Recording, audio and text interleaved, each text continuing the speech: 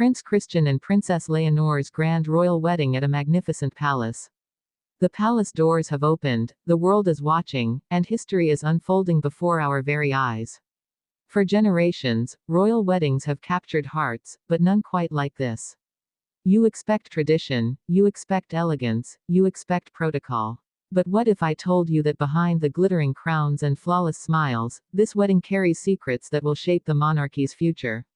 And that what looked like a perfect fairy tale was, in fact, a stage for tensions, ambitions, and an unspoken declaration that changes everything we thought we knew. This is not just a wedding, it's a turning point. The grand union of Prince Christian of Denmark and Princess Leonor of Spain at a magnificent palace is more than love, it is legacy, power, and the binding of two nations. But what really happened inside those palace walls, beyond the golden chandeliers and beneath the sound of church bells? Tonight, we step inside. From the moment the royal procession began, the atmosphere was electric. Crowds gathered outside, waving Spanish and Danish flags side by side, their cheers echoing through cobblestone streets. The palace stood as a monument of grandeur, its towering spires draped in silk banners, its halls lit by thousands of candles, as if the very building itself was alive with anticipation. Yet, as Princess Leonor stepped from her carriage, wearing a gown rumored to cost several million euros, the world collectively gasped. Not for the price, but for the symbolism woven into every stitch of her dress. Spanish tradition. Danish heritage. A subtle merging of two royal identities into one. But here lies the question, was this marriage truly about love, or was it carefully orchestrated by palace insiders determined to secure dynastic power? The guests, from monarchs to dignitaries, whispered as they took their seats. Some smiled with admiration. Others, according to reports, sat in silence, their eyes sharp, their expressions unreadable. Every royal wedding carries whispers. This one carried storms. Let us rewind. Princess Leonor, Spain's future queen, has lived her entire life under the gaze of the public eye. Poised, disciplined, and prepared since birth to inherit her father King Philippe's throne. Prince Christian, heir to the Danish crown, has equally felt the weight of destiny.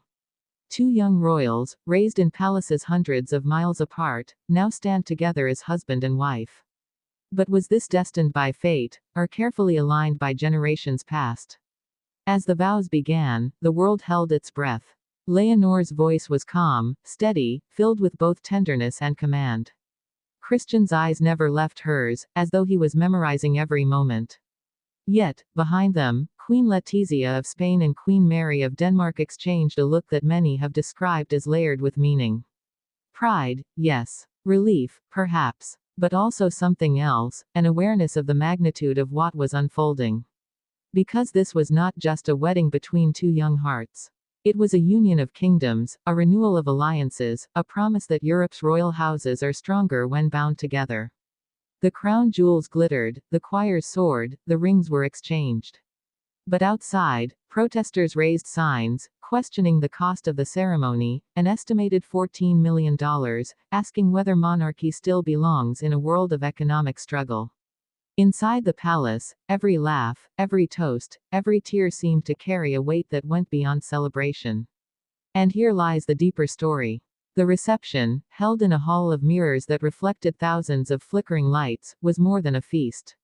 Each table placement told a story. Every speech carried a hidden message. King Philippe's words spoke of unity and love, but also hinted at responsibility and duty. Queen Margrethe, who once guided Denmark through decades of change, raised her glass with what many described as a knowing smile, perhaps a reminder that crowns are not ornaments, but burdens. What of the couple themselves? Between the official dances and the posed photographs, there were rare, fleeting moments of genuine intimacy. Christian leaning toward Leonor, whispering words that made her laugh. Leonor's hand resting gently over his, even when the cameras weren't meant to catch it. In these small gestures, the fairy tale came alive, not scripted, not rehearsed, but real. Yet even here, we must ask, how much of what we saw was pure love, and how much was polished performance for the eyes of the world? And then comes the question of legacy. For centuries, Europe's royal families have arranged marriages to secure influence. But Leonor and Christian grew up in a different world. Social media, global scrutiny, relentless public judgment.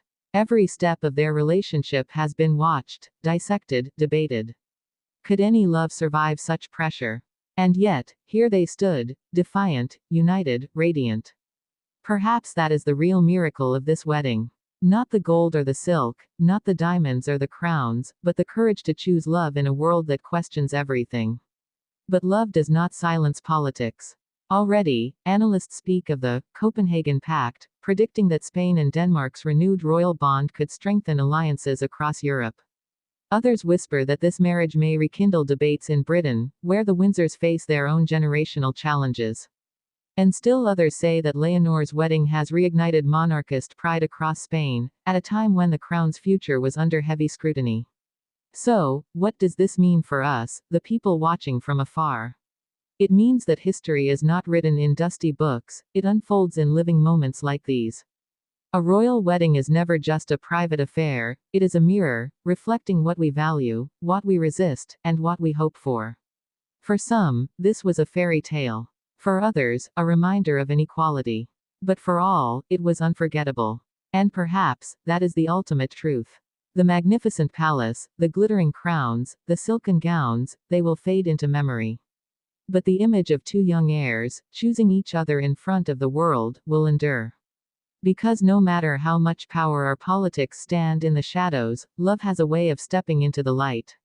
And so, as the final fireworks lit up the night sky, painting the palace in shades of gold and silver, the world was left with one lingering thought: was this the beginning of a new royal age, or the last great chapter of an ancient tradition?